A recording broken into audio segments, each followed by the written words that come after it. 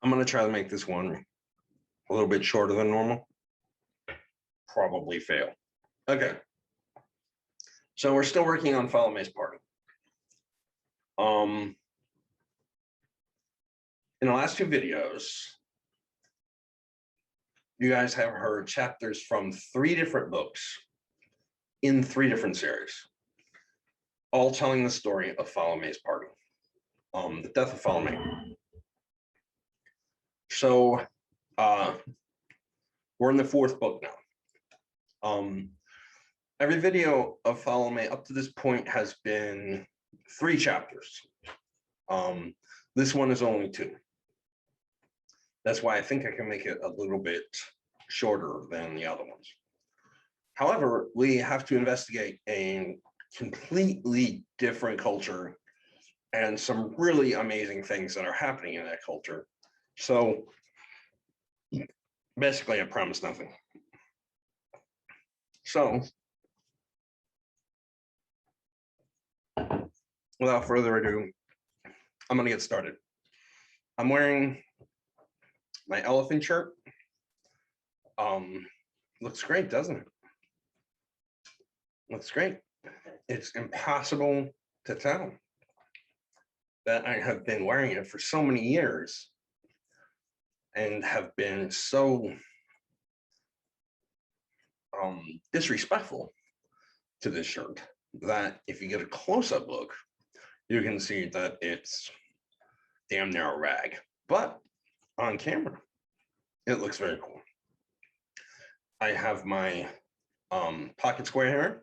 It's the same color as the elephant. It's doing this like slouchy, hangy offy thing that I don't think is very common with pocket squares, but I wanted to give it a shot, see how it looks. What do you think? I think it looks pretty cool. Okay, so in the last video, you saw, first you saw a tapestry of 3 faces. Those are the 3 fates. That tapestry hangs over the window in that room that we call the veil.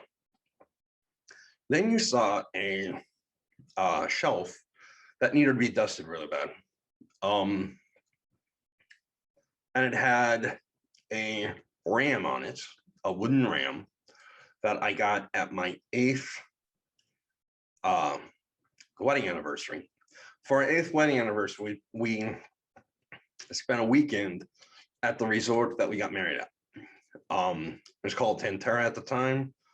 I don't remember what it's called now. What's it called now? It's like Margaritaville. It's called Margaritaville now, which I think is terrible. But yeah, it was Tantera, 4 Seasons, beautiful place. Not 4 Seasons. That's a different one. Oh well, it was Tantera anyway. So anyway, it was gorgeous, and we stayed there. And in one of their mini shops, because they have like a little strip mall inside the resort. One of their mini shops, we found that ram. I had just written a book that had shapeshifters that turned into half man, half rams with horns. that were like 4 feet wide, and the ram face, and they're pretty amazing. During one of the fight scenes, during this big battle scene, during one of the fight scenes, somebody's about to be killed, and 2 of them run up and slam their heads together. But which rams do all the time. When this time, when these guys did it, there was a person between them, so that person kind of exploded. It was pretty cool, and when we found that, we loved it and bought it. Behind that, you saw a samurai warrior with his sword up for a strike. Is actually a Christmas present from a guy that in my autobiography is called Not. He is a martial artist, and he bought that for the family, and we put it in that room. You saw a little stingray, a little wooden stingray, which we got in Duck. This place, this touristy place in North Carolina.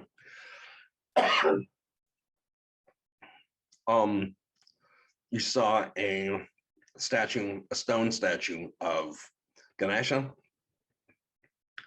and then you saw this woman in a red dress with hands that had flames in them and flaming wings.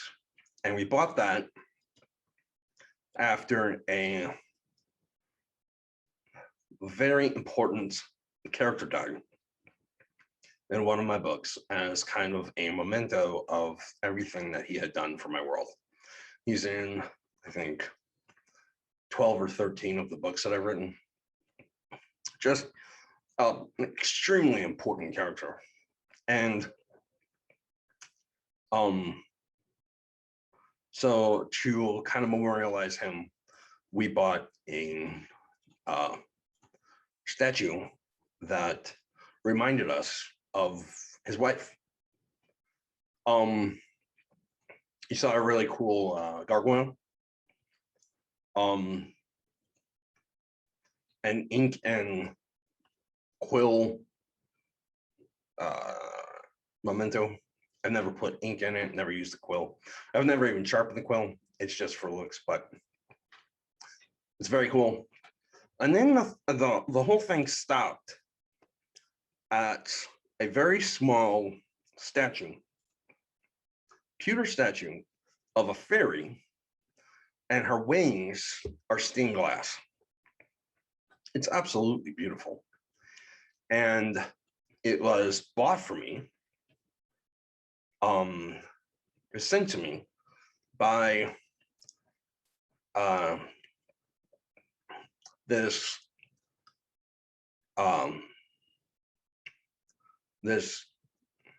she's not, at the time she was a friend.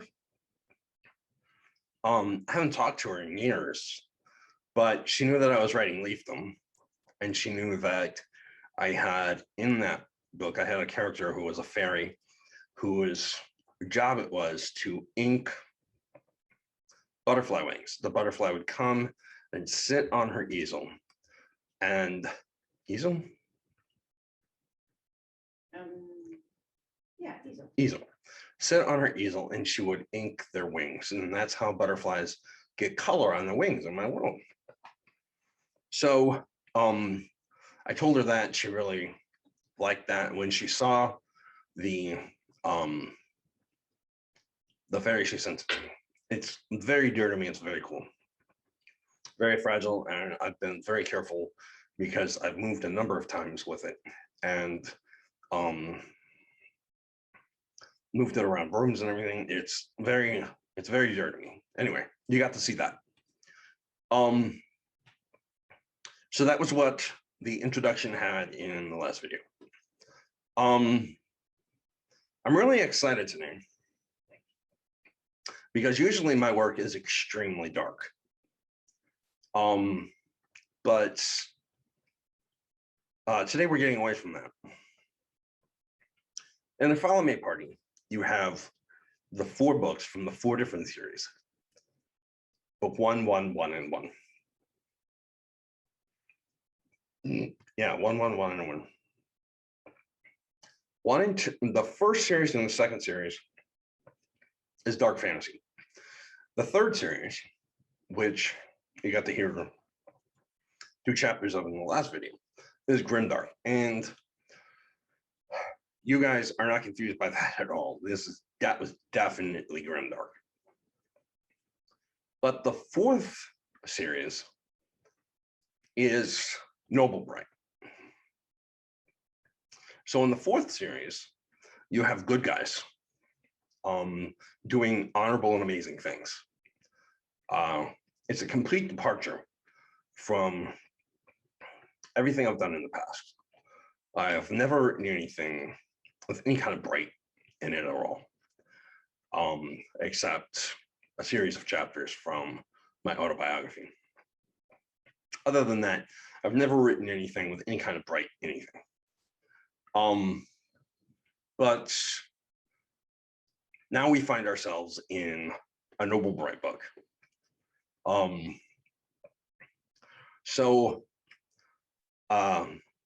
Try to remember what you've seen in the last 2 videos of the Follow Me storyline. And we're going to pick up right there. This takes place during Follow Me's party 3 years after the escape. And the chapter is called Dragonwing. So let me try to do some justice to this. My brain's been all over the place, so my dyslexia is really bad today. So I might be stumbling and stammering all over myself, but I'm going to try to do the best that I can for this, because there's some pretty exciting stuff here. At the helm of the Gulper, Radler stood with one hand on the wheel and the other resting on his pistol. His fingers nervously drummed the handle, and he looked at the coming harbor and spat. This had to go just right. There was no room for aggression or ego to take him. He needed to handle Follow Me very carefully, needed to employ a certain amount of subtlety and grace to the situation. He tipped back his wide brim hat and stared up at the setting sun. This island was more beautiful than he had expected it to be. Radler wondered when he was going to stop assuming the landscapes would reflect the souls of the people who lived it. He closed his eyes and thought of the pink grasses outside his ranch and gold-coated cows that roamed his spread. And he realized it might be a thing he suffered from for the rest of his life. The Isle of Monsters should have been a stinking mire, a reeking and burnt wasteland, but landscape was separate from souls. And no matter the darkness that ruled its owner, this was a plush paradise of an island. He looked at the gauge near the helm and tapped its face with his finger. The needle bounced to show the ground beneath them at the right level. So he kicked the pedal at his feet and shoved the handle to thrust to reverse. The ship shuddered a bit and let out a whine. "Come on, darling, you can handle it," Radler said to the ship. He patted the helm wheel inside. Titan had sworn the old ship would get them there, and Radler had to admit it. And Radler had to admit it had. But the Gulper had complained about the 2-month journey the whole trip. He flipped the switch and pulled a leather cord, and the vessel let out a high piercing wheeze. The entire deck trembled, and Radler heard his companion curse below. Radler chuckled and watched as the ship came to a slow rest. The steel deck rang out violently when Tat's heavy boots stomped them. He stepped to the center of the ship and glared up at Radler, half naked and filthy, with a rat sty for hair and a crease across his face from the pillow. Tats looked a mess and grumpy. The man looked ready to kill. "What's that necessary?" Tats roared. Radler grinned and pointed at the docks still 200 yards away. "Got you here, didn't it?" Tats turned and cursed. "Clean up, boy, I can smell you from here," Radler said, and he could. After a month of solid sleep, Tats smelled like a swampy boot. "You smell like a swampy boot." "Go to the hells," Pat said as he stomped underground. "With a severed foot in it," Radler added. Tats was still young in the order, but he was efficient. He washed and dressed and armored himself in a brief amount of time and was out. Wet hair braided, face rubbed clean and pink. He was shaved, though a growth of beard did not look bad on the young man, and he had his weapons stowed. Battle axe on his back, hand axe and crossbow on his hip. Tats looks ready for battle. He looked ready for anything. Rather doubted he was. Okay, Rook, look. I don't want you jumping off without warning. Titan sent you with me because you're a hothead and you need to learn guile, Rattler said. He looked at the young man, seeing an eagerness to please and a willingness to work.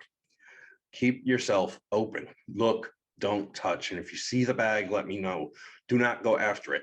Rattler did not need this apprentice stomping into delicate situations. He looked at the kid and wished he had brought Boom with him. Boom was level-headed and calm. He was a slinger, and that Rattler understood. Rattler motioned for the dinghy. Tats grabbed it and pulled it to the center of the boat and set it by the trap to the lower deck. Rattler dropped below deck and stepped to the Gulper's heart. The pistons pumped and hissed, and the engine gasping and roaring, and Rattler popped open the chute. He reached in and grabbed the fistful of manta crystals. When he pulled it out of the mechanism and dropped it in the bag of his hip, the first piston stopped instantly.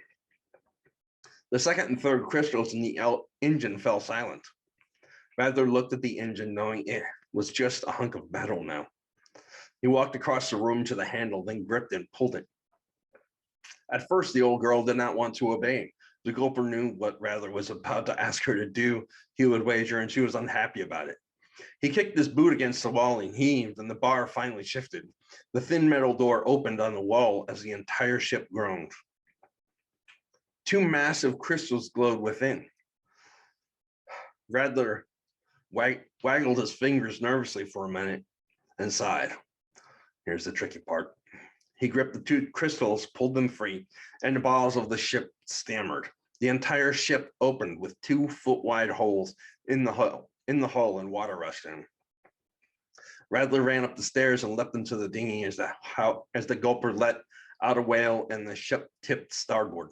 The water came surging through the deck floor, which had also sprouted holes. The Gulper gulped water and the entire vessel sank to the bottom of the harbor. When the dinghy leapt into the churning water, all Rattler could do was hold on. Tats cursed as the dinghy settled, and Rattler motioned to the oars. Tats groaned. Let's use the engine, he said, pulling at a small door in the back of the craft where the manta crystals could be inserted. Rattler shook his head. We already made a scene with the Gulper dropping. We have an audience on the deck. We will row to the dock, disembark. Now row. You know, there are 2 sets of oars, Tats said. Rattler chuckled to himself. Yes, Rook, counting is important and impressive. Rattler smiled and pulled his hat down over his eyes. So is rowing. Get to work. When they stepped off the boat, Rattler pulled his leather trench coat closed to cover his pistols and looked at the people around him. He searched for a recognizable face and found none. He knew he wouldn't, but still his eyes could not help but scan every face, looking for a friendly one.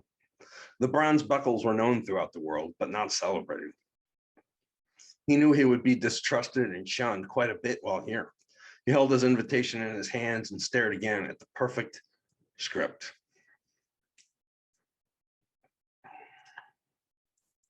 Esteemed members of the Order of the Bronze Buckle, you are invited to the death of Falome. All debts will be paid, all treasures restored.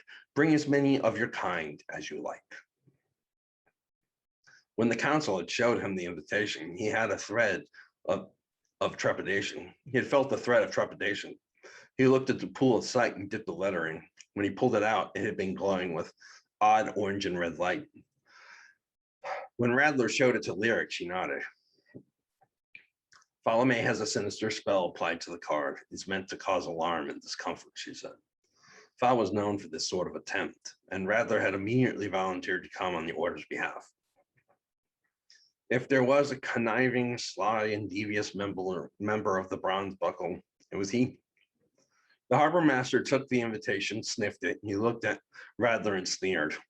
Tat stood perfectly still. The man scowled and waved a thick hand in the direction of the land.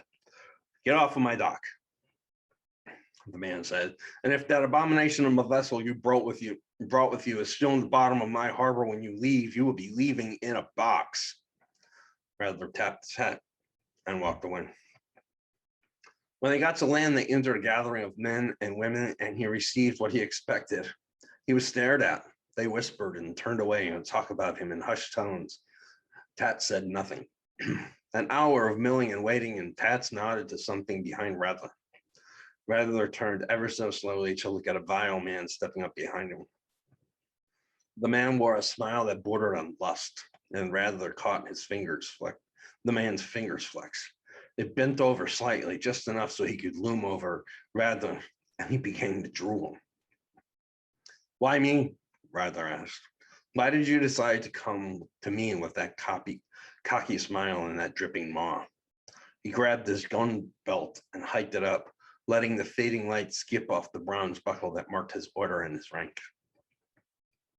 The man's horrid sneer spread a bit further, and Rattler realized that this man was in a space within himself where only violence lived. He wore an expression near to insanity, as Rattler had ever seen, and seemed hungry for death as the man was starving to rip into a warm body. He simply did not care who that body belonged to. The man's eye caught on the belt, and his face shuddered a bit. Another second, and the man's eyes rose to the hat, and the belt wrapped around it, accented by another bronze buckle. He seemed to deflate, his sanity slowly coming back to him, his eyes clearing. He wiped drool from his mouth and turned. Rattler watched him go. That man is a murderer and mass killer, Rattler said. He's killed so many people that he needs it now. He can't breathe without death. Rattler could see the effects the words were having on Tat. He looked shaken and prepared for battle all at once. Calm yourself, Rook. You can't kill him. If he's a murderer, then why not? Tat said. Aren't we bound by our oath to do just that? Rattler took the man by the shoulder and led him away. Killing is wrong. All killing is wrong. We soil our soul by taking a man's life, but it is our duty to do so. This is not the defining characteristics of our order, though, is it? No. Tat said. What are we? His eyes glazed over as he began to recite, and Rattler shook his head. No, I know the words of the Codex. I don't need them spit back at me. I want you to tell me in your way. I want your understanding of our way of life. What do we do? Cash looked at his feet before looking up at Rattler. We're agents of mercy, correct? How does that apply to this situation? At the heart of mercy lies forgiveness. Rattler nodded. So we have to forgive him of his murders. Yes. Then why do we carry weapons? You know why, Rattler said. We are to protect and guard. Yes. Who? The common man. Wrong. You couldn't be more wrong, Rattler said with infinite patience. Who do we protect? The criminal, but that makes no sense. Tats gritted his teeth, and Rattler knew this boy was not ready for the test yet.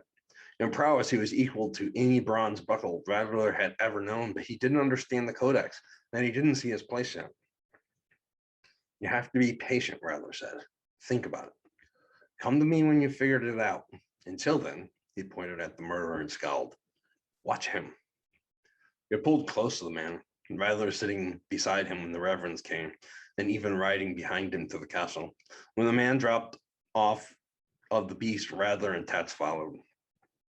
Rattler set himself up beside a fountain depicting a group of lovers deep into an orgy, sat at the woman's beautiful feet, then watched the murderer walk to the corner of the courtyard and turn to face the corner.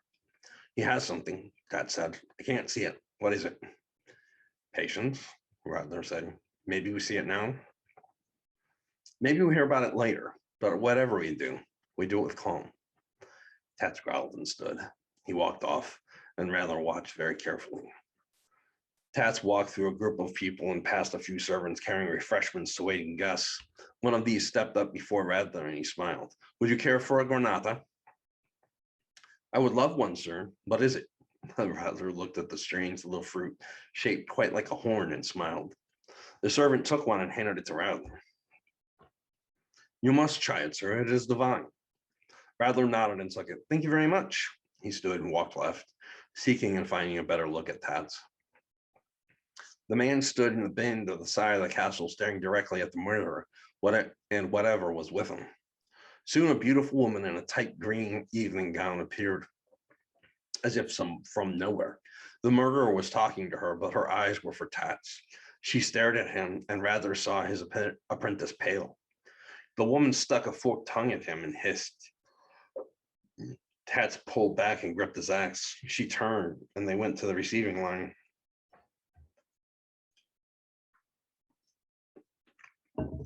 Tats rejoined Rattler, and Rattler took his hat off and swatted the dust off his thigh.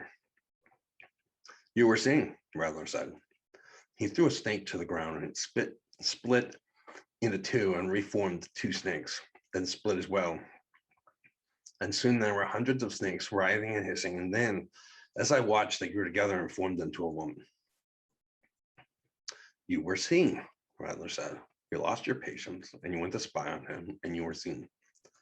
I needed to know what he was doing, Tats said. Did you? You told me to watch him. I did. And I watched from here. I could tell you he made a woman appear out of nowhere, and I could tell you they are related. Related? They possess the same gene. Tats scowled. Well, I didn't see that. Did you know she's a mother smite? Rattler said. Did you see that? No, I didn't. How did you? Her fingertips are seared as if from acid. She has a slight discoloration around her nostrils from smelling venoms and other chemicals. And she's fiercely intelligent. How can you be sure of her intelligence? I can see brilliance. I see it in the eyes, in the walk, and in the hands. A genius cannot show themselves to be anything but. Intelligence changes a person. It makes them something that is definable and discernible. She's a member of the Mother Smite. Our order has a treaty with theirs. We have to give her a wide berth. We can step in if she's in need, but other than that, we can't enter into her way.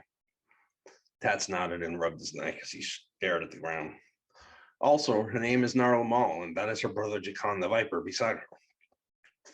Tats looked up and shook his head. I knew you couldn't tell all that by a glance. You know her. I know of her. I've never seen her before. She is legend among our brewers.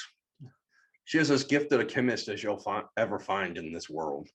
She can also take the form of hundreds of snakes and is related to Sabrar Mal. That is a dangerous woman. That might be the most dangerous woman at the party. You're going to get to know her. Tats swallowed hard and nodded. Okay. Get close and watch her. She's far too sly to not see what you're doing. Do not try to hide it. Let her know you're watching her for me. Tell her you are at her service and see what she does. Yes, master. Rattler looked at the line to get into the party and he sighed.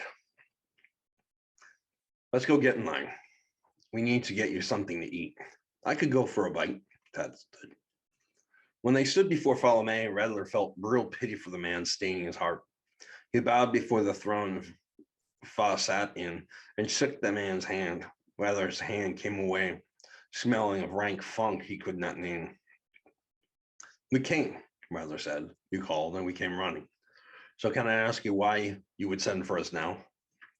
Fa looked up and his eyes rolled in his head before he pulled a rictus smile over his mouth. I have something that does not belong to me, Fa said. I would imagine, if the stories are true, that you have many things that do not belong to you, Rattler said.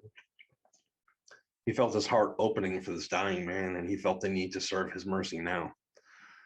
I wanted you to have them back. Well, I'm ready to take them. Have your servants bring them. I will be on my way back to the stronghold. But Rattler knew it wouldn't be that easy. Men like this one always had an angle. It would be Fa's death to hand the bags over without first getting something in return. This sort of game was the same as breathing for this man, for a man this foul.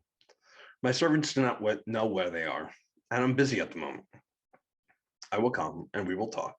I'm in need of a few tiny things you might be able to do for me. I see, Rattler said. Well, I assume you know where to find me. Fa nodded with a smile.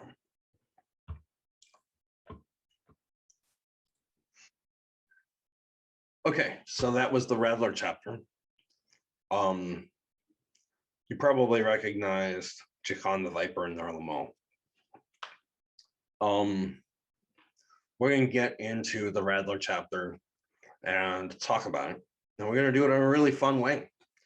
But that's going to be a very long conversation, and I want to end the episode with that conversation. So I'm going to jump to the next reading, and then I'm going to explain that reading, and then we'll jump into the Rattler description. Does that make sense?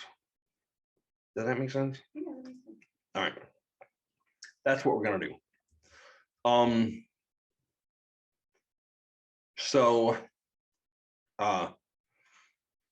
Okay.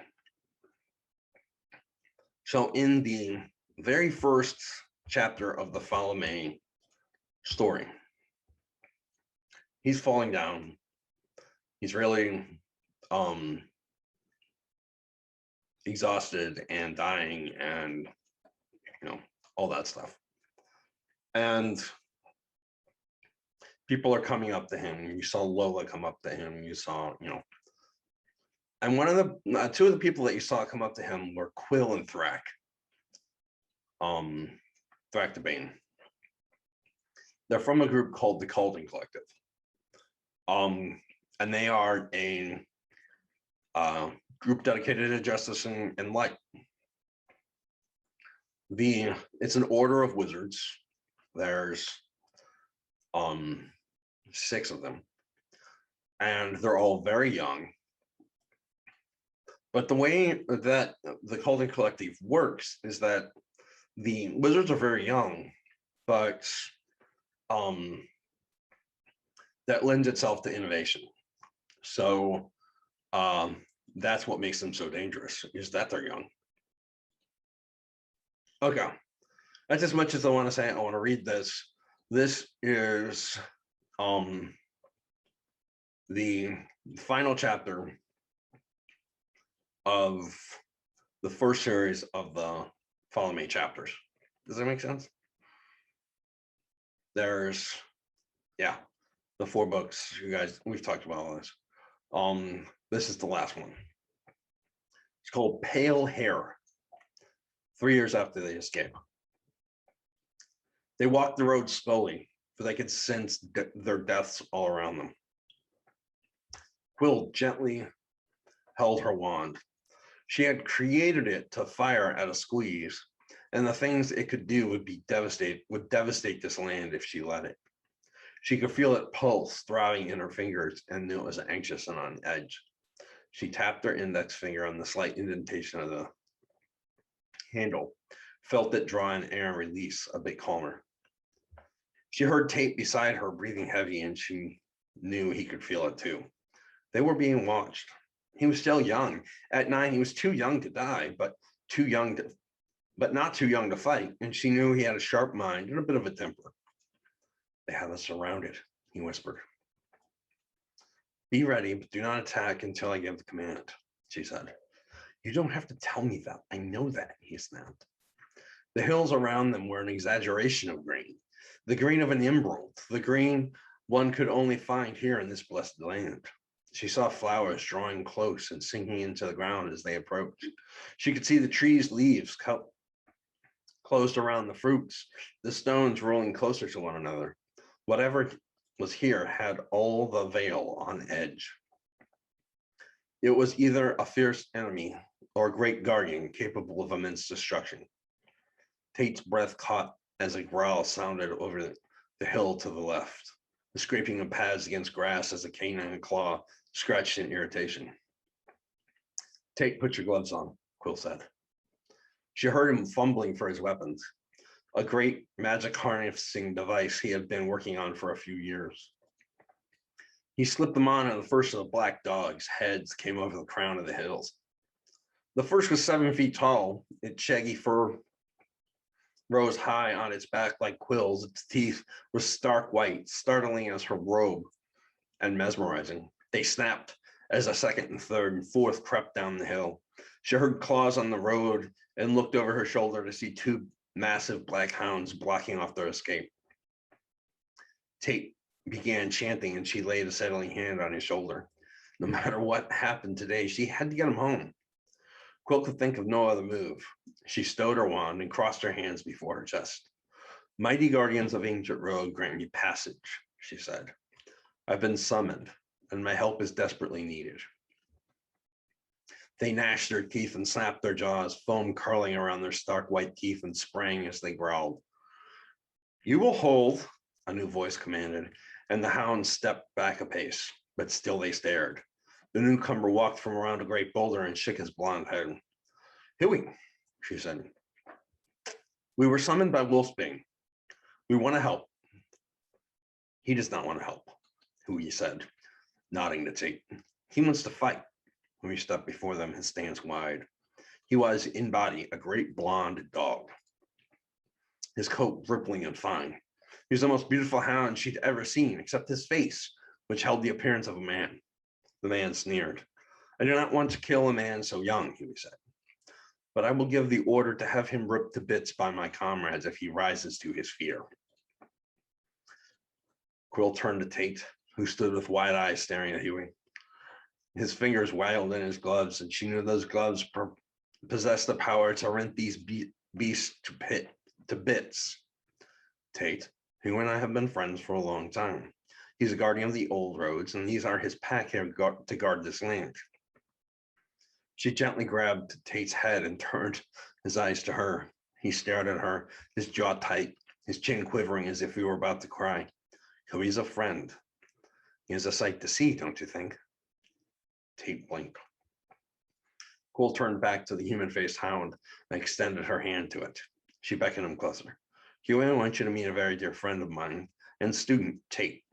Tate is of noble blood back in Tamina. He's a brilliant young man and a kind soul.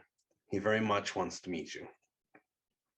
Huey stepped forward and stared at Tate in the eye before bowing his head. Tate seemed a bit disarmed. He splayed his fingers once before starting to take his gloves off. No, Master Tate, do not take your gloves off. This land is rife with danger, he said.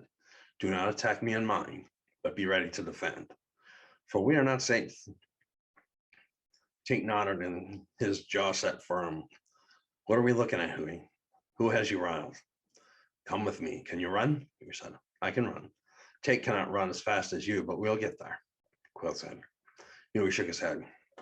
Cannot. Take the young man on your back. We must be fleet.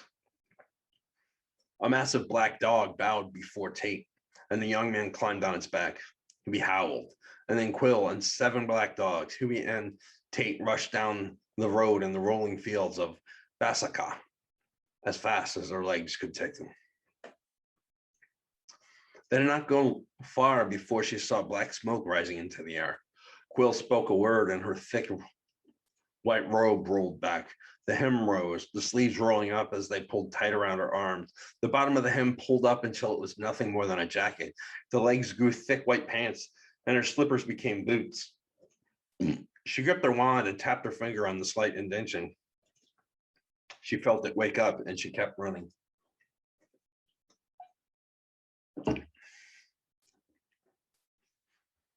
They came upon the city where dozens of black dogs stood and paced. They sniffed the air as she drew near, but they did not rise to anger as she traveled with their leader. When they came to the village of Basaka, she held her tears the best she could. Buildings had been burned and broken. The goblins who once lived here were almost all dead. The crops had been burned, the people butchered. Tate dropped to the ground and patted the dog he had ridden upon. Where are the children? Tate asked. Huey turned to him with a scowl. You can answer that question. Then you're a better mind than mine. As far as we know, they were taken by whoever committed this atrocity. Can you follow them by their scent? Quill asked. Sniff the air, Huey said. Quill drew in her breath and fought to smell, but nothing came. She smelled the air again, but nothing. She could not even smell herself. They stole the smell, she said. How is that even possible? I was hoping you could tell me that, a fairy said as he flew from a cabin with a shattered door and out into the light.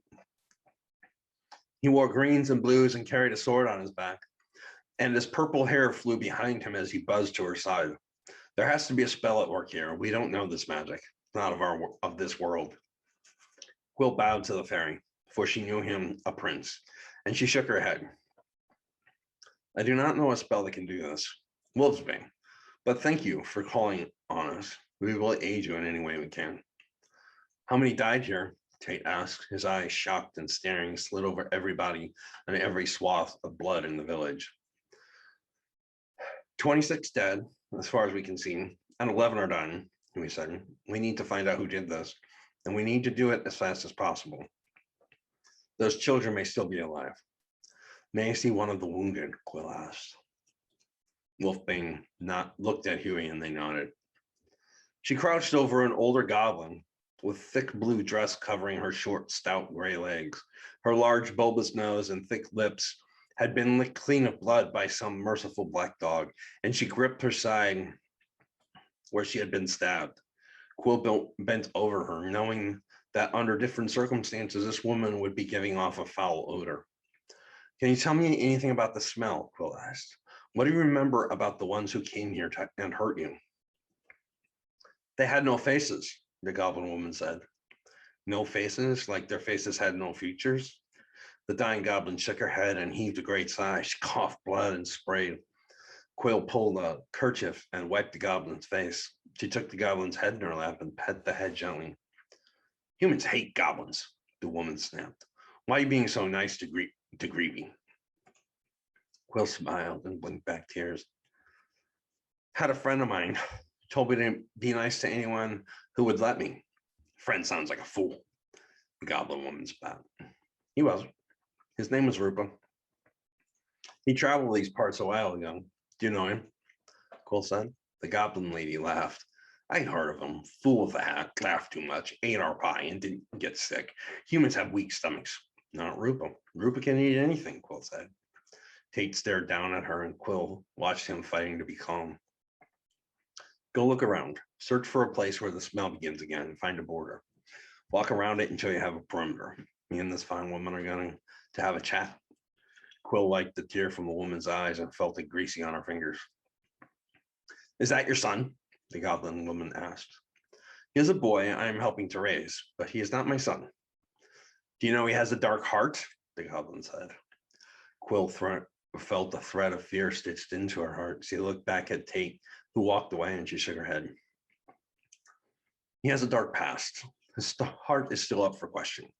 The old woman laughed and shook her head.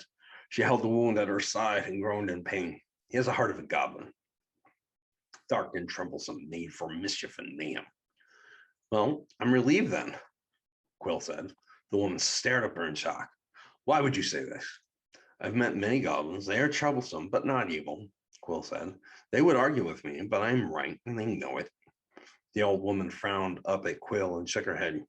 Pale hair is a bit crazy, is she not? Pale hair? Quill said. Is that mean? You don't have the golden hair of the fair races. Your hair is too light, almost white. It's the hair of the Sealy court. You are not all good. I am a wrath like few have seen, Quill said. Let me set that wrath against your enemies. Tell me how to find your children. They took our children, the old lady sobbed. The old goblin lady sobbed, and Quill held her close. They took our babies to wake an old hunger. What old hunger craves your children? Quill said. Her body trembled, and she felt her fear taking over her as the old woman spoke.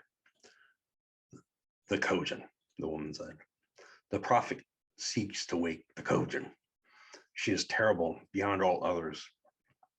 And if she is awoken and her 1,000 arms flex, the world will bleed and children will die. Quill looked up at Huey, who stood back, letting the two women talk. Besides him stepped another creature, canine in shape, comprised of smoke and haze. His eyes flashed green, and within his mouth, as a whirling tempest could be seen. Kidu has come. Greavy looked at Quill and grimaced. The goblin looked at the new beast inside. She will carry my soul away. She has within her many of my kin. The goblin looked terrified as she stared into the eyes of Cootie. I have 2 more questions, Quill said. Why do you say they had no face? Nothing but darkness. Darkness and evil? No light. Their faces had no light. What about their bodies? Did their bodies have light? Could you see their bodies? No bodies, just darkness. I know this evil, Quill said. I will find it and I will kill it. Will you save our children? The old woman asked. I will try. If I cannot, then I will avenge them, Quill said. I'm scared, Greavy said.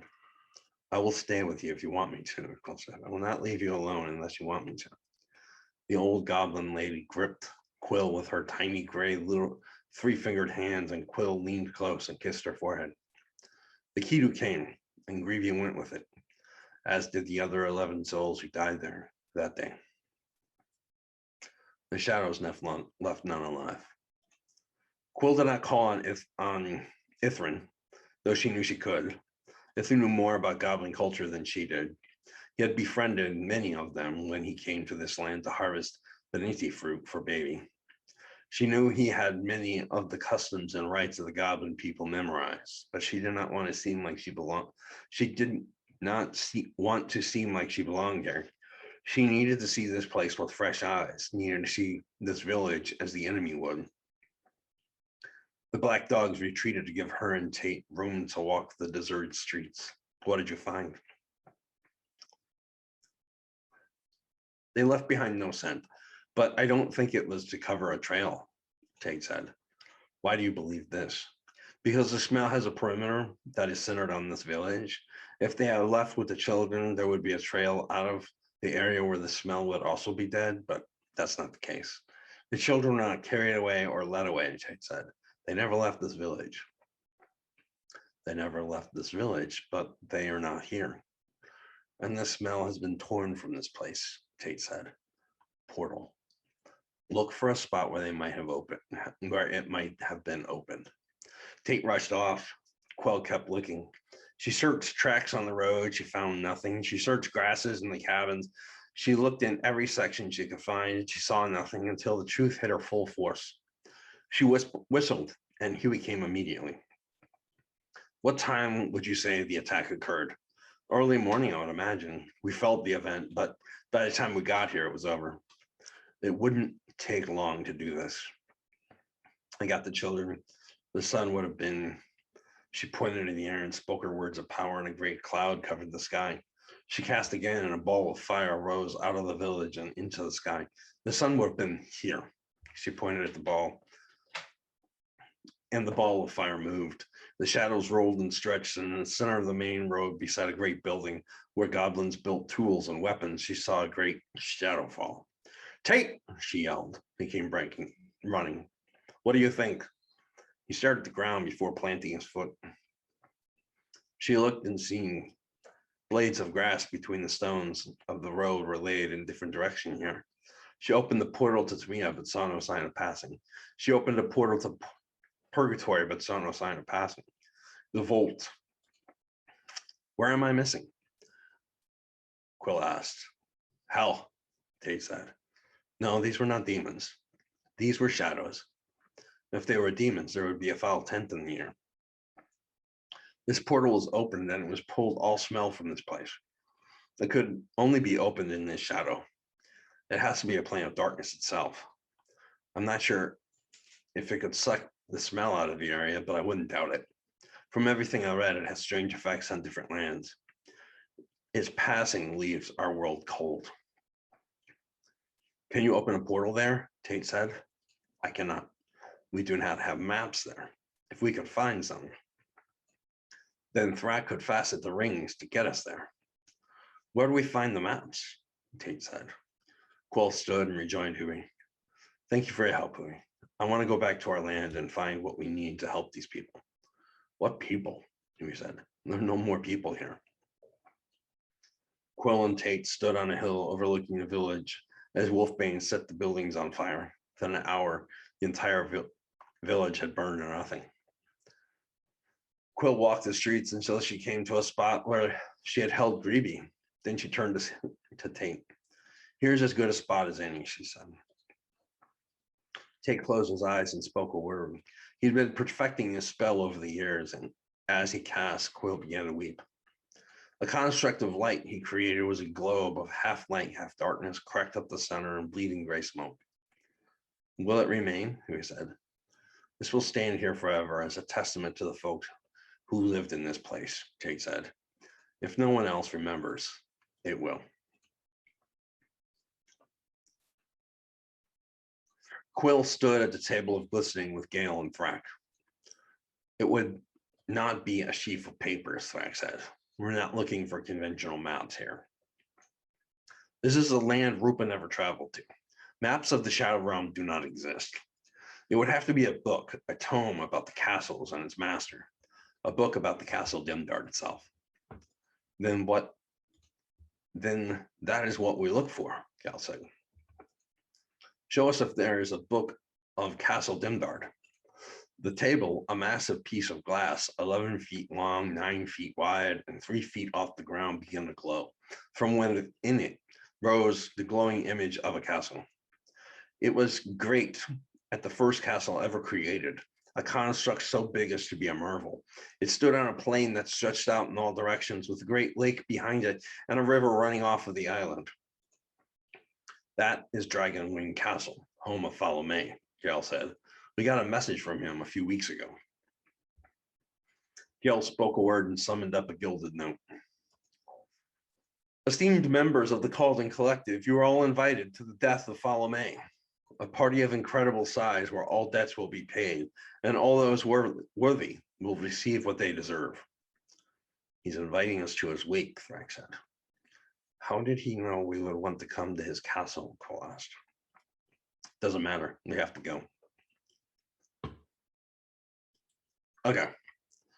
So, those are our two readings for the day. There's a lot to talk about.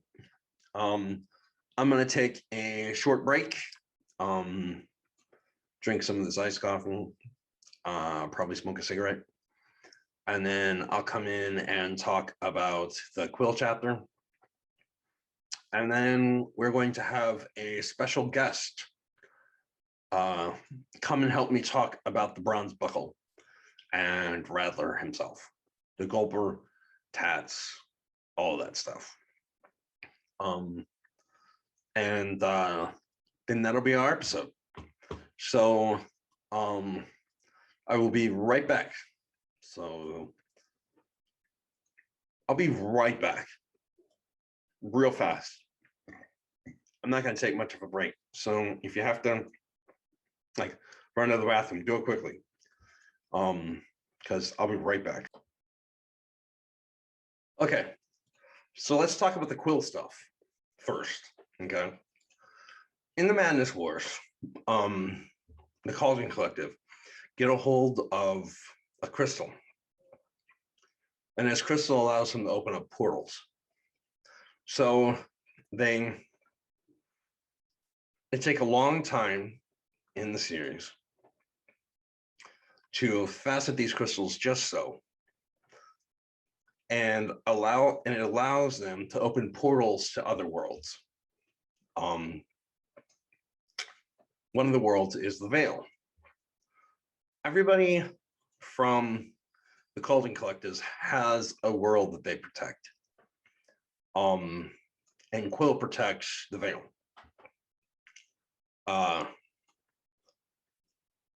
So the Veil can be found in the book Leafdom, and also in the book Crown. The Veil is the land of mythical creatures, and there's a lot of them.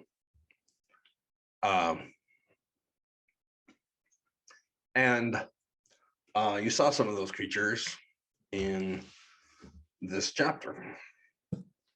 I got them from this book, The Elements Encyclopedia of Magical Creatures. I wanted to create a world of mythical beings. So that's what I did with the Veil. You saw a fairy. His name is Drenchy Wolfbane, and he is the son of Gentry Mandrake and Stylus Pete, who are characters from Lethal.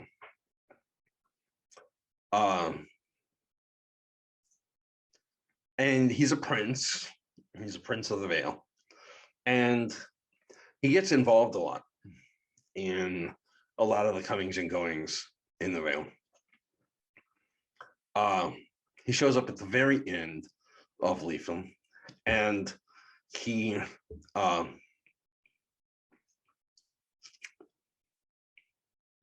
shows up at the very end of Lethal, and he's in Crown, and basically he's kind of like an ambassador when things like what happened in this chapter happen. He's everywhere and very active in the Vale. So he's one of the people that called on Quill to come and help check this thing out. Now, when she got there, she was surrounded by large black dogs. Black dogs are everywhere. In all kinds of places of mythology. They are protectors of the roads and the paths and trails and stuff. And sometimes they attack those that pass through those areas.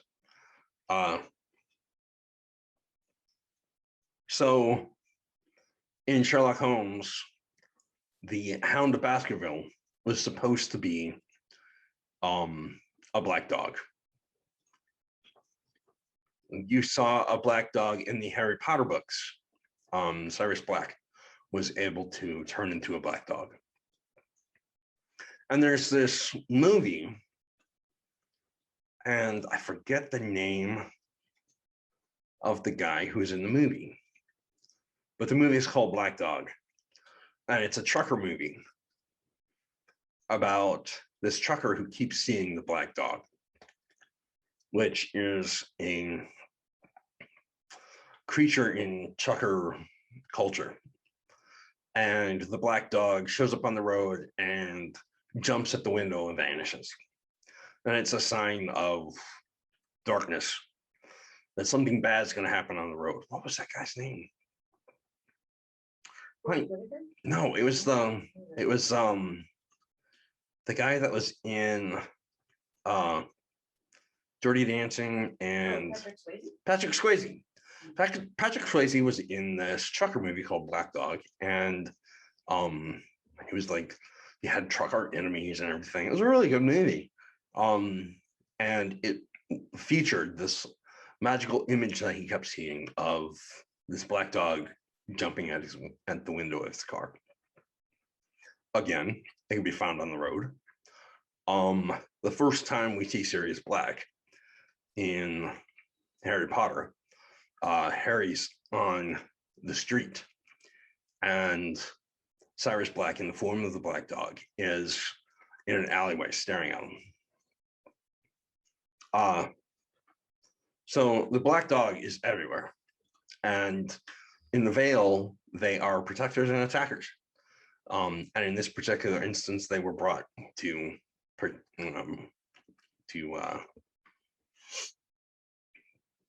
protect and to investigate what happened here.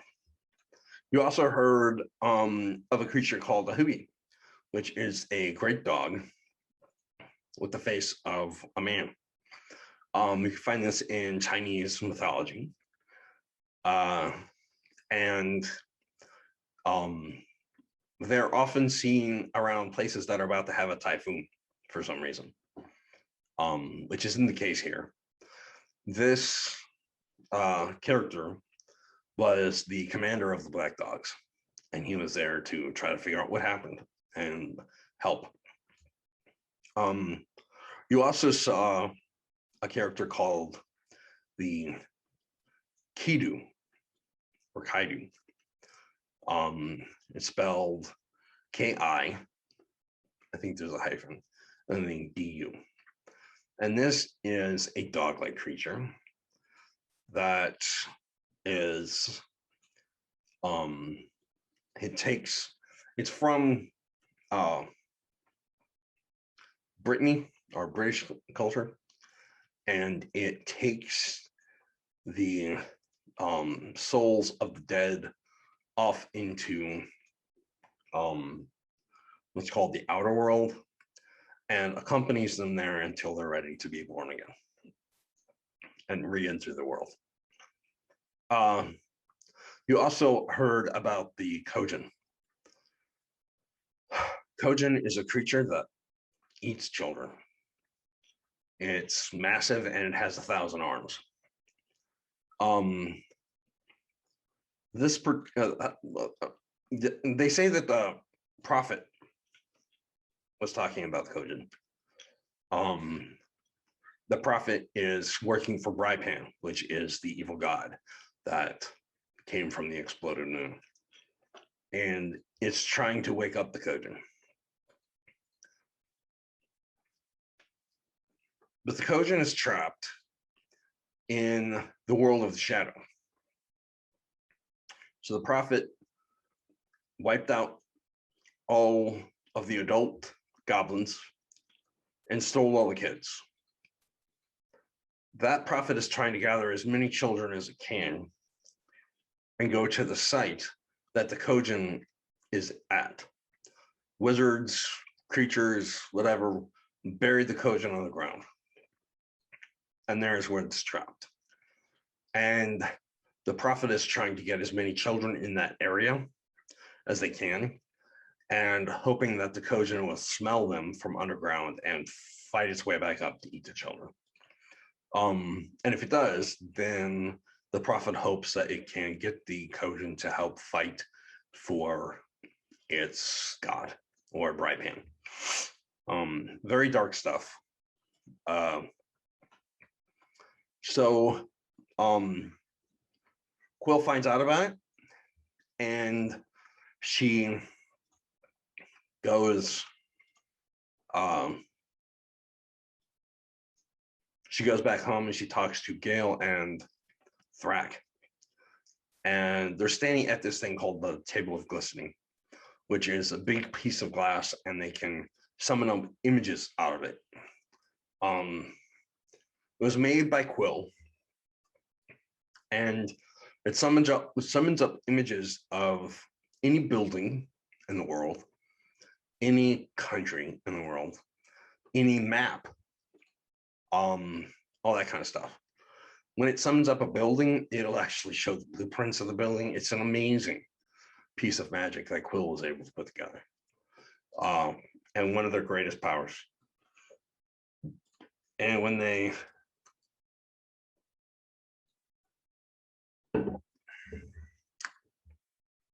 basically, the worlds that they can open with these rings that they fasten out is Tamina, which is the world of man. The Veil, which is the world of the magical, mythical creatures. Purgatory, which I don't want to tell you much about Purgatory. I have written a book about it that'll come out in a frustrating amount of time. They can open up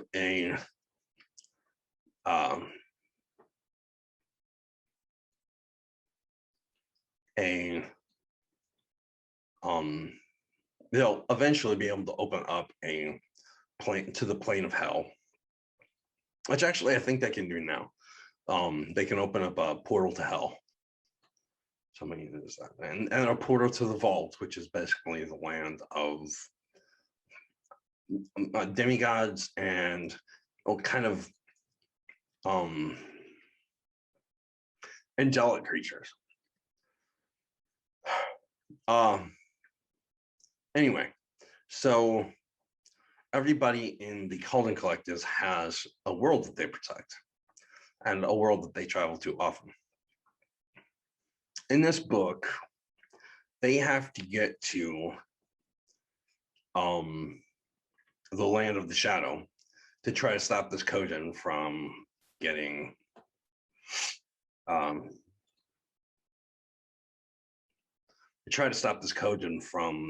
being released and to save these children. But in order to facet the ring so that it can open a portal there, they have to have a map of that land, which they don't. A character is mentioned in this called Rupa, and Rupa travels all over the world and makes maps. He is an old man. He's been doing it for an untold amount of time, but he's never been to the Shadowland. So there are no maps of the Shadowland, except when they were standing at the glistening table, they pretty much asked it where they could find a map, and up came Falame's castle. So Thrak thinks it's a book, and it'll have maps in it that will get them to the Shadow Realm, where they can then go and try to save these children. And Falame has invited them to the party. So that's why Thrak and Quill are going to the party, because during the course of the party, they hope to find the book that will help them open a portal to get to the Shadow Realm and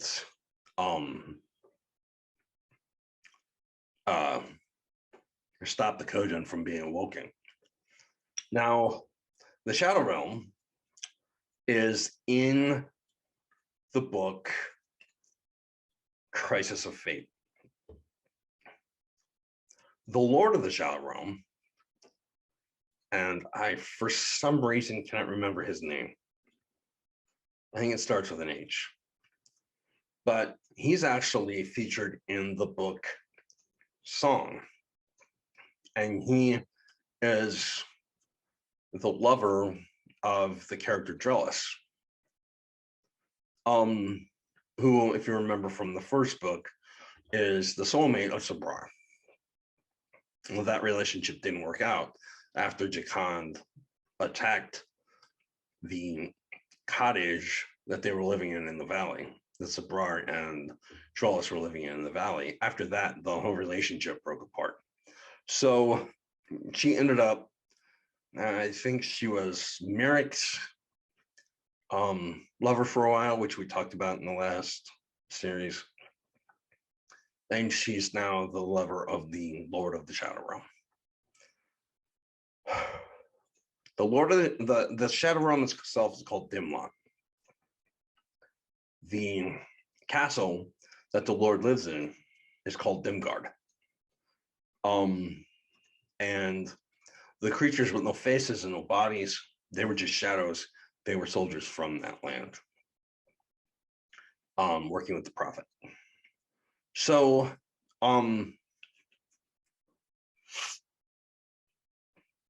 that's pretty much the chapter that I read to you. Quill and Thrak end up going to the party and doing their best to get Fa to give them this book. However, Fa's got plans, and he's got favors that he's going to ask from everybody that he gives anything to. And so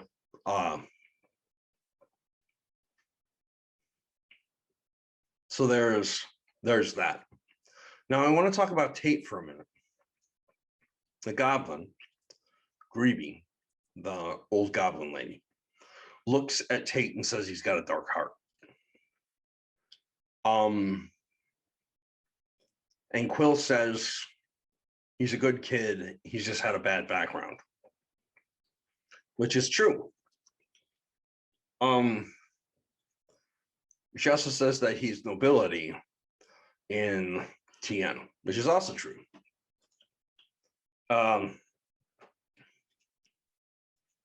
In the book Chased, a character named Sob, who can tie her she can tie her family heritage back to the noble family of Pollux. Married a guy from the noble family of Mestelman. And she ended up going through a hellacious event and leaving. She ran away. And she became what I described in the book as a murderess. She's an assassin, a thief, and she's blocked out most of her life. She has very few memories. You see her in Chaste, and you get to know her in Chaste. She is also in the book Mestelvin. And in Mestelvin, she is trying to get her revenge for the thing that happened. And one of the things she did in Chaste is she got pregnant by this one particular man. And he could tie his family line back to the noble family of Cogen. So Tate is actually nobility from 3 different houses. He could tie his lines back to 3 different noble houses in Tian. So he's also very bitter because he believes he was kidnapped from his mother, which technically he was, but she was going to use him to dark deeds. And she was crazy and very evil. And when she had the twins, because Tate has a twin, when she had the twins, somebody took them away from her so that she wouldn't hurt them. And he gave them to Gale. So that's how they ended up at the Cogen Collective. And they're being raised to work with the Cogen Collective and become members of the Cogen Collective. But he's very bitter. And you can find out how that began in a couple books when you go further into the story.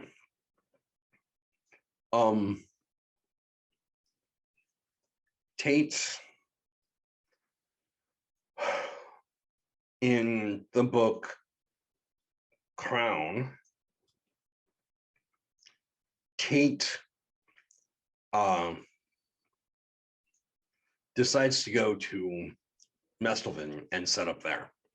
Calls himself the Lord of Mestelvin. He rebuilds a castle, and he ties himself to his mother, proud of his mother and his mother's heritage. So he ties himself to the most evil of the people he's related to. He's obsessed with hell. He's obsessed with demons. And he's very troubled. Now, in the story that I just read you, in the chapter that I just read you, when all the houses have been burnt to the ground and the whole place is desolate, Tate creates something that they call a construct. And what it is it's just a floating globe. And Tate makes these all the time. They have no magical power to them. He can't use them as weapons or anything like that. It's just a magical expression that is permanent. It's a magical expression of the emotion that he's going through because he has trouble dealing with his emotions.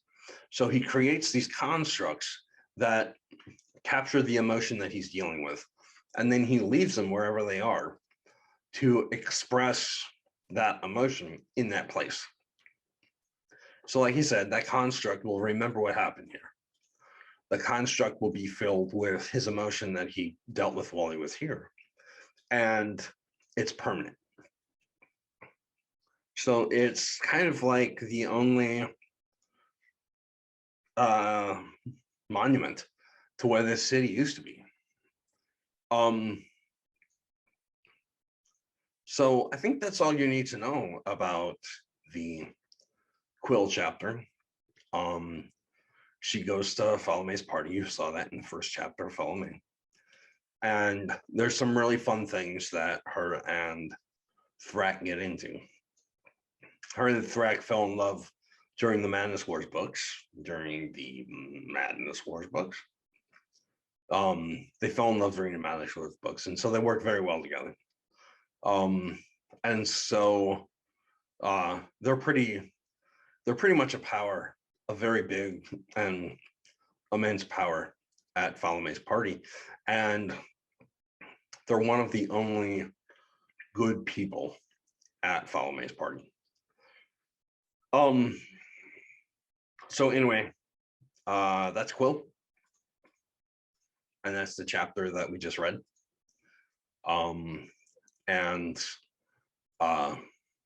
Yeah, so I'm gonna let you go. I have to take a break, and then I'm gonna get our guest speaker to come up here and talk about the bronze buckle and the stuff that we read with Rattler and Tats. So let me leave you now, and I'll be back. It's gonna be a long time. I'll probably be gone for over half an hour, so you'll have plenty of time to like go off and do whatever you need to do, get a snack or anything like that, because I'll be gone for a long time. Anyway, yeah, I'll be right back. And here's our guest speaker. Hey guys.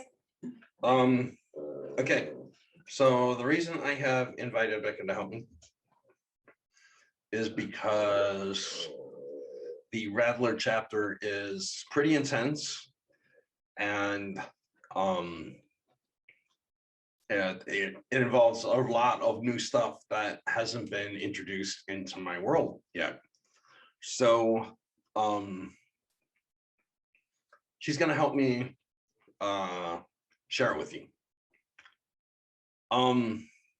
Okay, so during the God War, the two gods, Brypan and Mammer, attacked each other. They hit each other so hard, they both died instantly and fused together and formed the moons.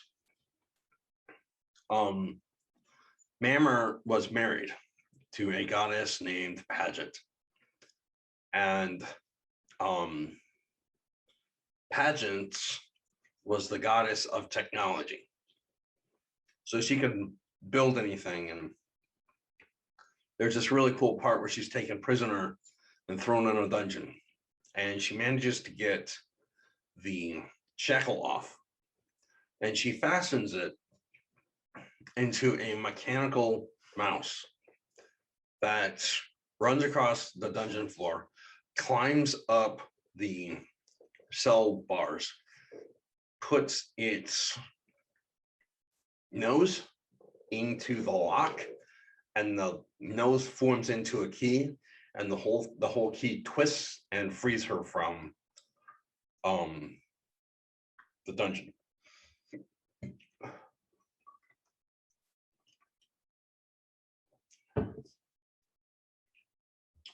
So after Mammer dies, she kind of gives up on the war, and there's a couple other things that happen, and she decides to leave.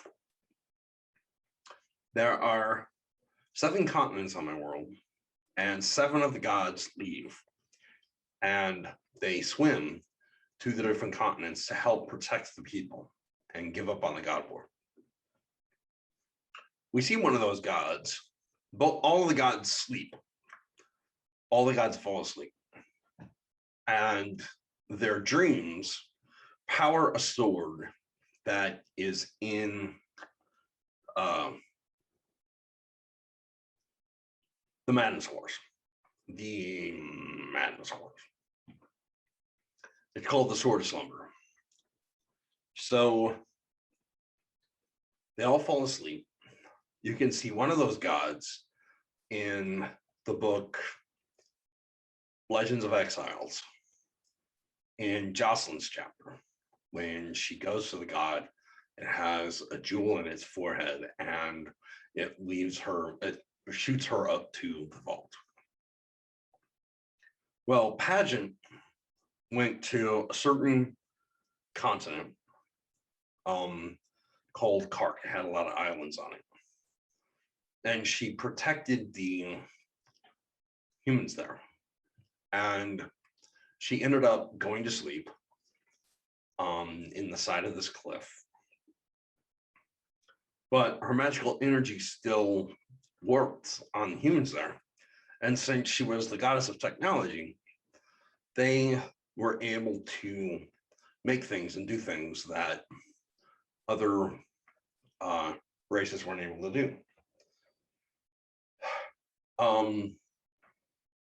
For instance, in part of the book Heaven, there's a girl in the book Heaven who is taken in. She's an orphan and she's taken into the city, and one woman in particular takes care of her. And when they get into the house, the woman turns this crank and the roof of the house comes down like this, and there's a glass ceiling so the girl can stare at the stars while she sleeps. There's also a shower in that house.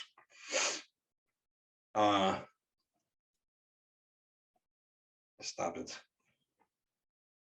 See, he's licking the carpet. She likes she likes to leave floor. to So they're able to work on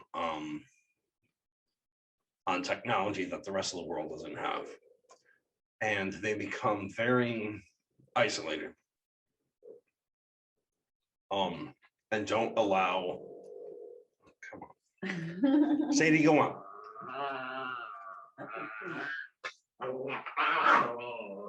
Peanut's not happy. Peanut's not happy. He doesn't like being crowded, especially by Sadie. So a group of people form to protect the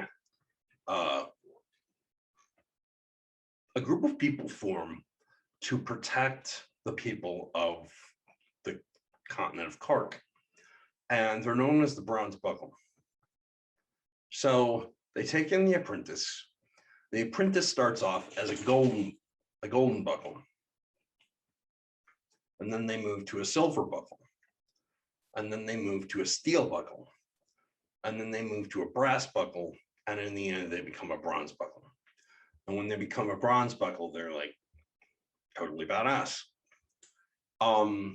Tats is the rank of a steel buckle.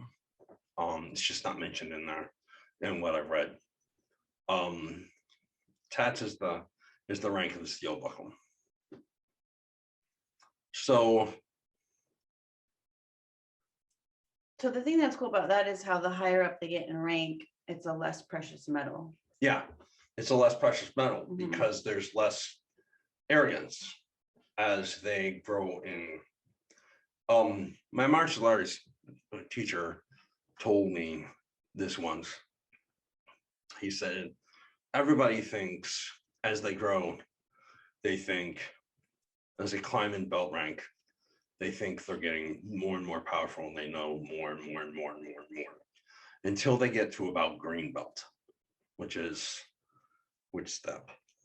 It's like right before brown. So it's about, it's basically about a year and a half worth of training, maybe a little bit more, like almost 2 years worth of training. In Kimbo, it goes light, orange, It was white, yellow, orange, purple, blue, and then green. Yeah. And they feel like they're getting more and more badass as they move up, and then they get to the green, and they have a loss of confidence. He says it always happens, it happens every time. They always have a loss of confidence because once they get to the point where they are green, they become aware of everything they don't know. Mm-hmm. So the bronze buckle are kind of like that.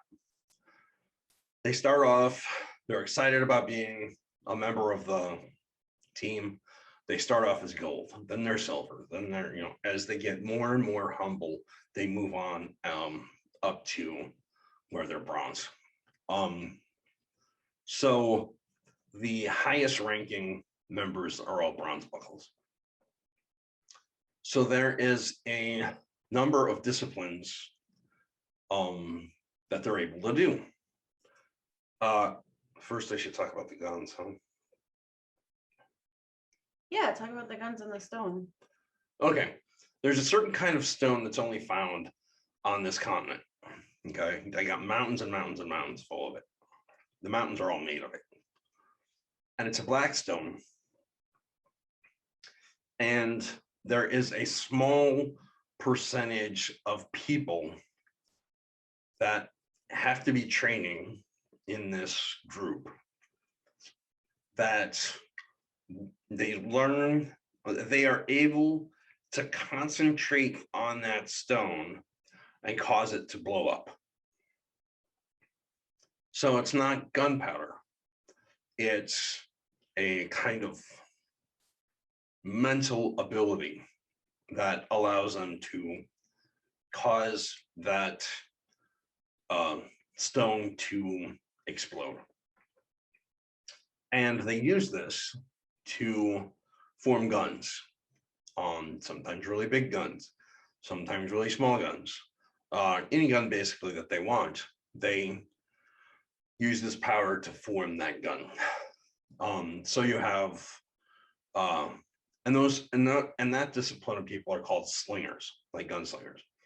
And Radler in this chapter is a slinger. He's got the 2 pistols, and he's a gunslinger.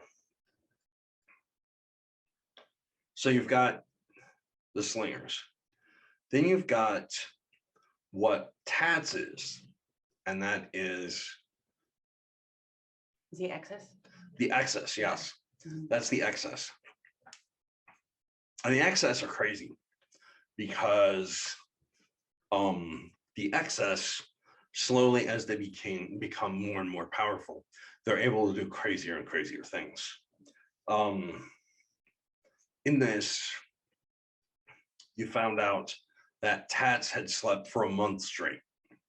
Okay, he can do that. He can sleep for a month, and then he doesn't have to sleep again for like 6 months. And he can just stay up round the clock for 6 months without feeling any kind of, because he's excess. Rattler also says to Tats, we need to get you a bite to eat. Because Tats is excess, he can eat food and just gorge himself on food, and over and over and over again, just more and more food. And then he doesn't have to eat for months if he eats enough food.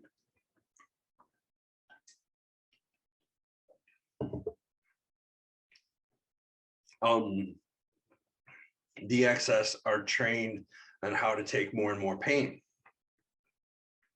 So they go through pain, and then they learn how to deal with pain.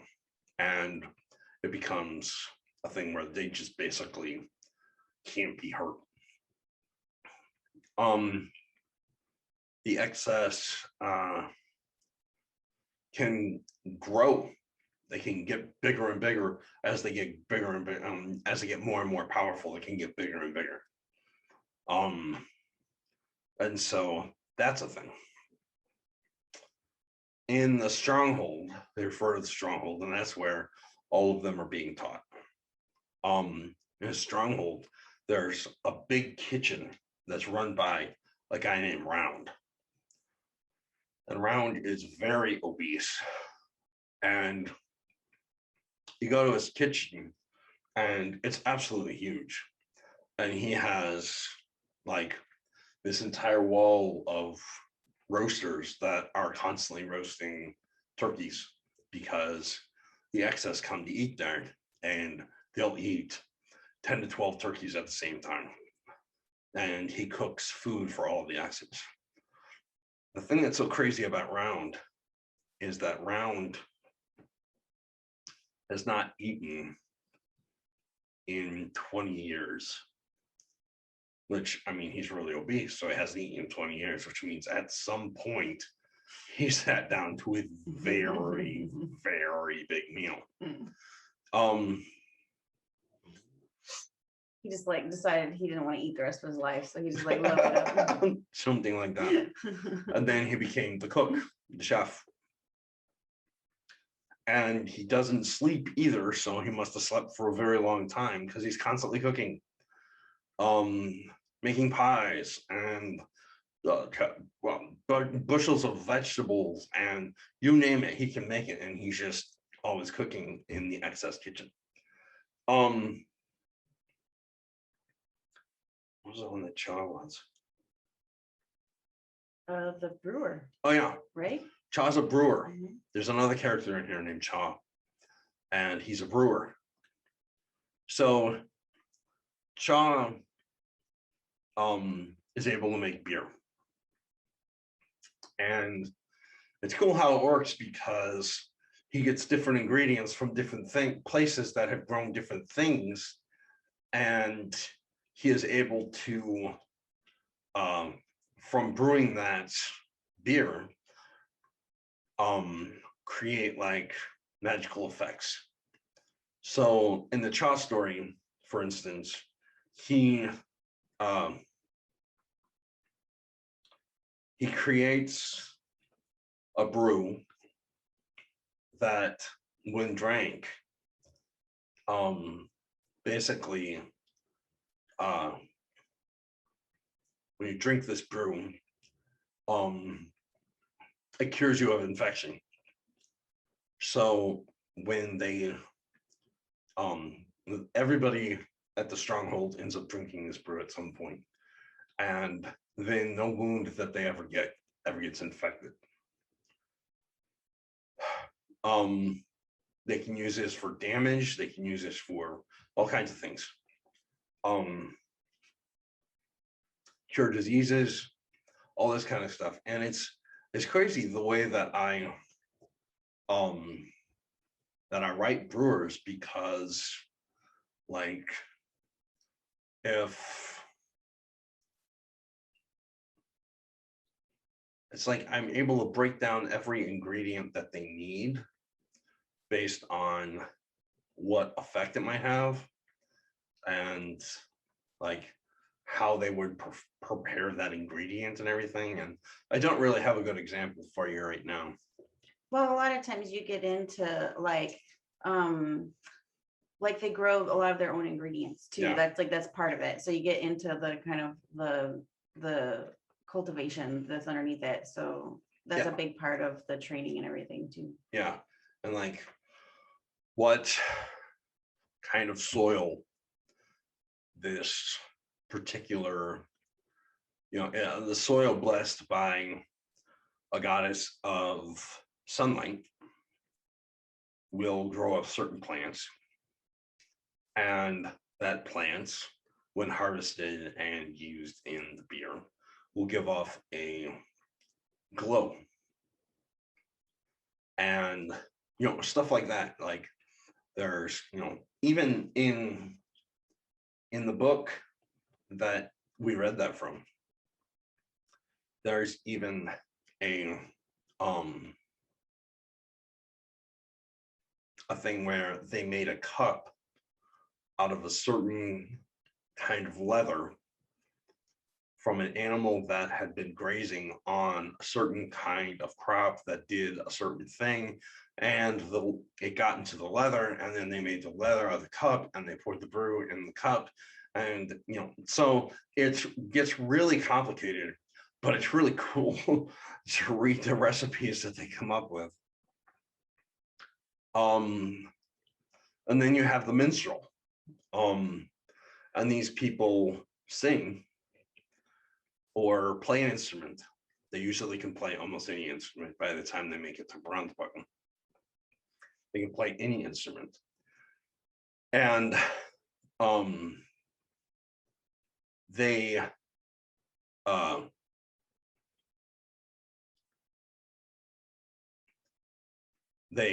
instrument allows them to have magical effects.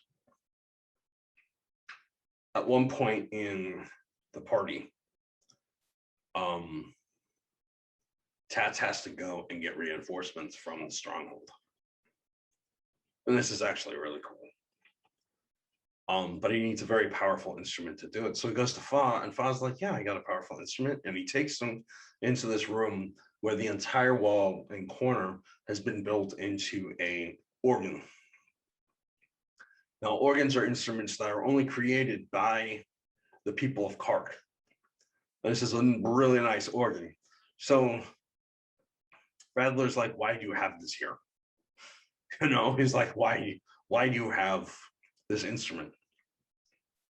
And the song that Radler plays on the instrument that's so powerful allows him to open a portal to the stronghold, and he goes through. But the organ is so large that it's heard all over the island. And so every character in the party has a portal opened to a place they want to go to. So that gets really crazy. Of course, the way that it works is in book 1 of the first series, all you know is that there's this big, loud sound where this loud, massive song is being played. And then portals start showing up. And in the next book, big, loud song and portals start showing up. Nobody knows where this song is coming from. Nobody knows what this instrument is. All they know is that portals are showing up while it's being played. Third book, huge, loud instrument, sound, song. You have to get to the 4th book, and you have to get to Radler's story before the question of where that sound came from and where that music came from is finally answered when you see Radler get to the organ.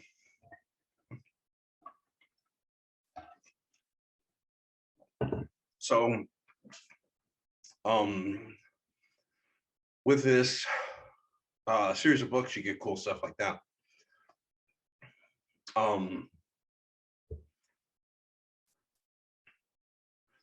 You don't know in the first 3 books that there aren't even guns in the world. But you hear one go off in the 2nd of the series. You hear one go off. Lola here is like standing on a balcony overlooking this garden, and she hears this loud sound, and she has no clue what it is. And so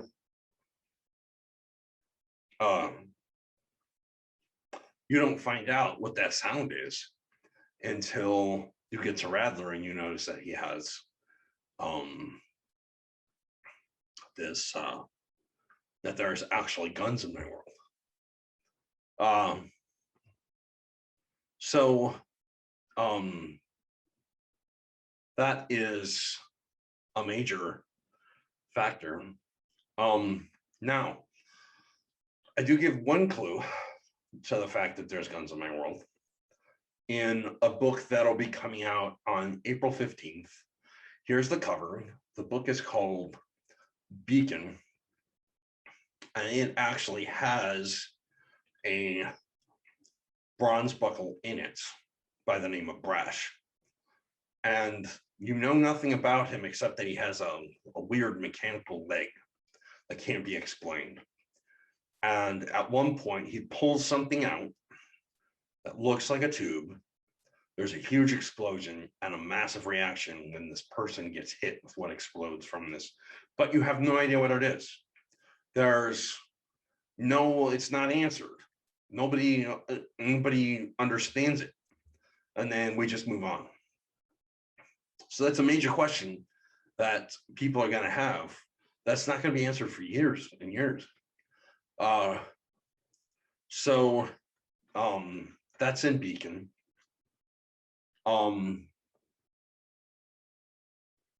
So you want to talk about the Diplomats? Oh, the Diplomats. Is that what Brash is doing there? The Diplomats. The Diplomats are another discipline. I completely forgot about the Diplomats. Yeah. It's another discipline, and they are guest speaker. The Diplomats are teachers, leaders, things like this. And so if you go into the Diplomat discipline, then you end up being able to teach and learn and instruct people on how to do things and that sort of thing. And those are the leaders of the groups. So they're very isolated into Kark until a person convinces them to go out into the world. And that hasn't happened yet, but somebody convinces them to go out into the world. And when they convince them to do that, then you start seeing bronze buckles show up in various places. And that's what's happened in Beacon. But that hasn't happened in the Follow May party yet. Now, Follow May has something that Radler wants, and we don't know what it is, but I'm going to tell you anyway. Spoiler. Definitely spoiler. But like I said, this won't come out for so long, you'll have forgotten this anyway. Every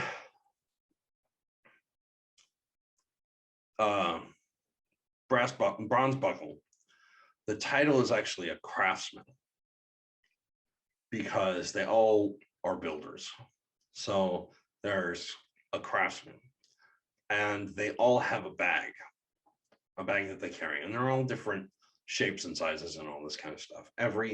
Don't they make their own bag? Yeah, every bronze buckle makes their own bag. Yeah. And basically, if you set your bag down and you open it, you can climb into it, and inside is a room that's kind of like your workshop. So like, and the more powerful you are, the bigger your room gets. So for instance,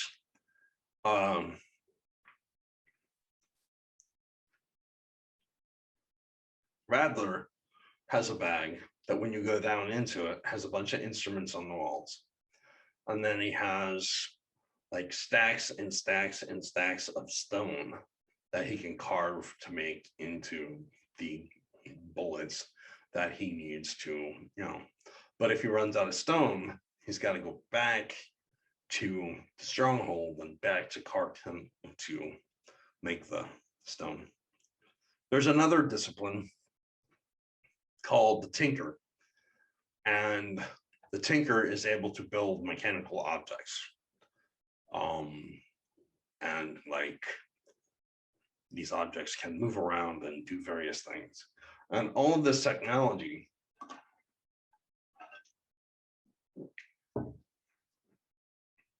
can all be traced back to the fact that the goddess of technology is asleep in Kark, because she's the one that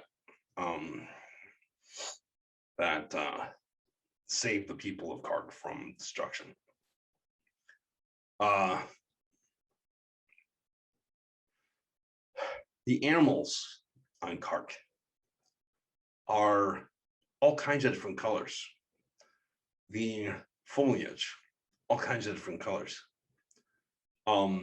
Because one of the things that she did was during the God War, there's a big cloud over Kark. And there was one part of the continent that didn't have this cloud. And she built a tower, and on it she put a mirror. And the mirror reflected what sunlight it could. And it was directed at a prism that she put on another tower, and another tower, and another tower, and another tower, all over the continent. And so basically, for the entire God War, and for a long time after the God War, the entire continent was lit with rainbow light.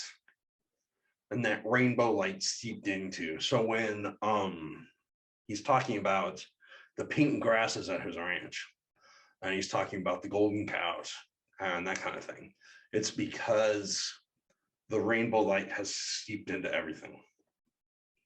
It's a very cool section of my world, and it's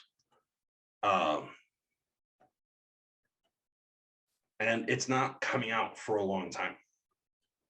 You get a small glimpse of it in Beacon, but nothing that even explains itself. So there'll be some stuff in the Garden of Infamy series. Yes. When those start coming out. Yeah. Yes. In the Garden of Infamy series, there are some bronze buckle stuff. That's probably the earliest besides Beacon. Yeah, so you'll see them in Beacon, but you'll get a really good look. I forgot about that. You'll get a really good look in the novella Gardens of Infamy, Chaw. You get a really good look at what that is like.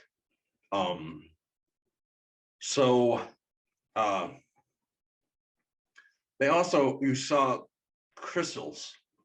Crystals are found only on Kark, and the crystals of Kark have been energized by the sleeping goddess, and they allow mechanical objects to move. They're the power source for mechanical objects. So let's talk about the Gulper. The Gulper is a steel ship, and what you saw was they came into the harbor, and then they pulled out all the crystals, and the hull of the Gulper opened up, and the whole fucking ship sunk to the ground, sunk to the surface of the water, and just sat there. Okay. Now, when it's time for them to leave, they'll go out in their little rowboat, and they'll swim down and put those crystals back in, and pumps will start up that lift the entire thing up out of the water. So basically, nobody can loot their boat. Nobody can get any of the things that they have in there, because the whole damn thing sinks and then rises again when they're about to leave. So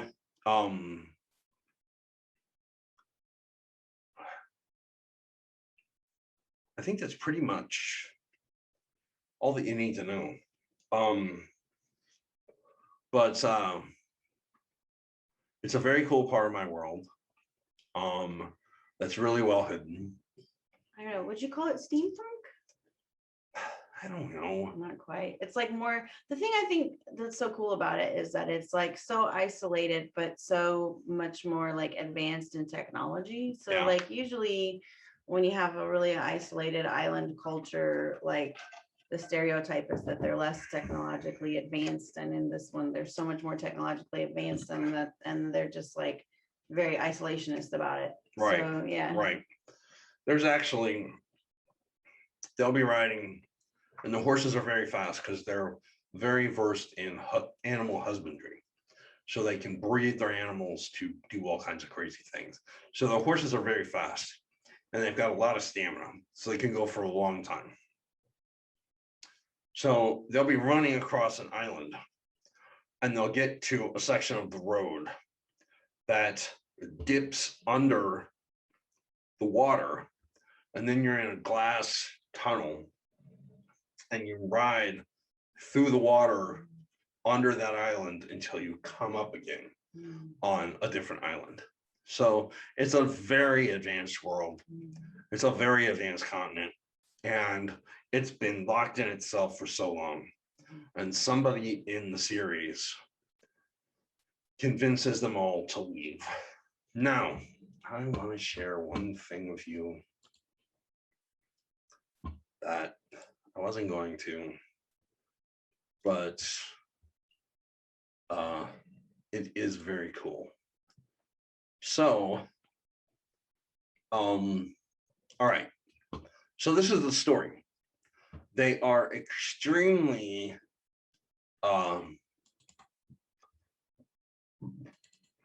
they're extremely isolationist and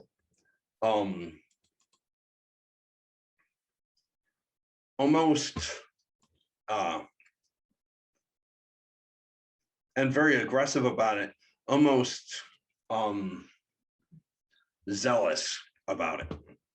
So a long time ago, thousands of years ago, a minstrel came forward and said that he had a great dream, a vision, in which the bronze buckle would march out into the world to help the world.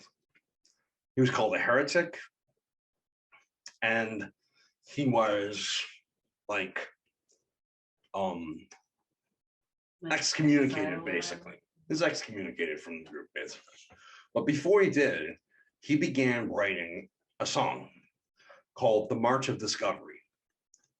And the March of Discovery is a march and goes on for a long time. And he wrote the song, and each verse is based on a certain hero from their past. Well, he started writing the March of Discovery, and then he was excommunicated, but he left the book that had the music in it with the minstrels.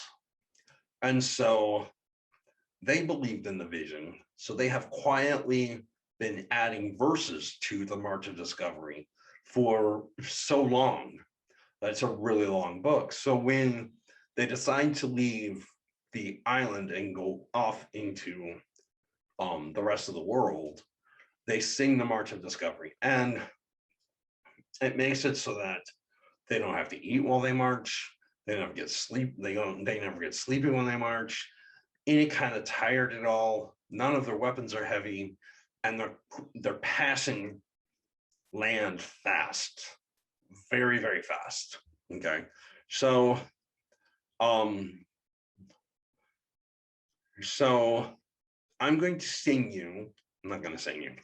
I'm going to recite for you the first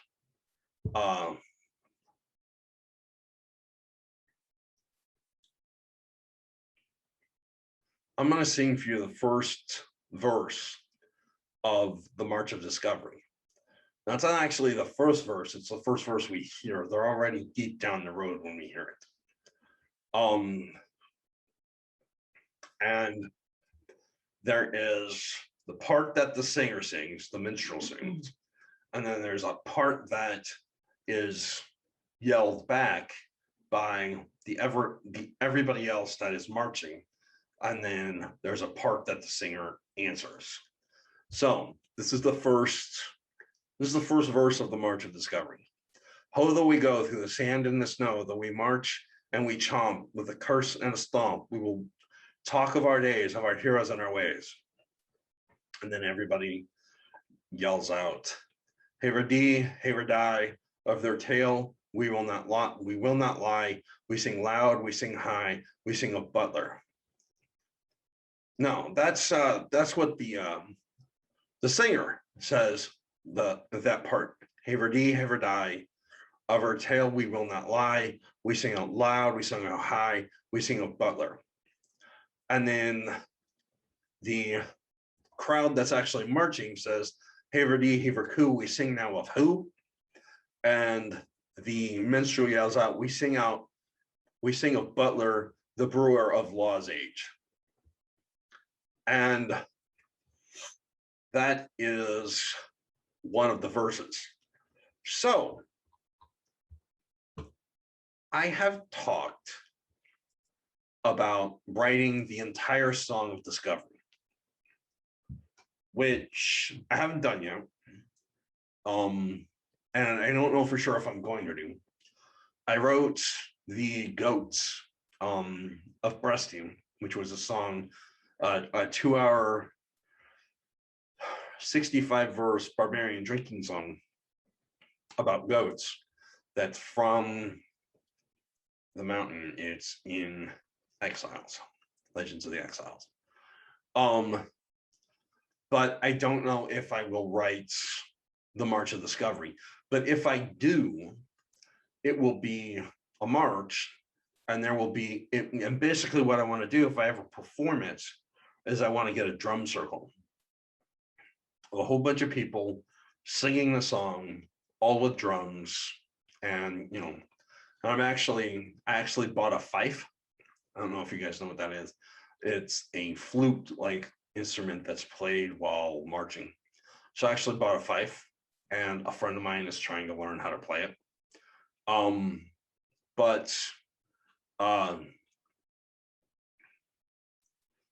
One of these days I might actually write the March of Discovery, and we'll have a party with a drum circle in it. So that would be really cool. But as it is now, that's not a reality. And I don't know if it ever will be. Okay, so that's what I wanted to talk about when it comes to the bronze buckle? The bronze buckle and the continent and nation of Kark. That's all I want to say about them. I think this video is getting long, so I'm going to cut it here. Thank you for a lovely guest speaker that helped me remember stuff that I haven't written in years. And I'll see you next week. Let Benny's bass line walk you to the door. But before that, do all the things. I don't like to say the things. You know what I'm talking about, the YouTube things. Do all the things as Benny walks you to the door with his bass line. Thanks for coming. And again, I'll see you next week. Bye.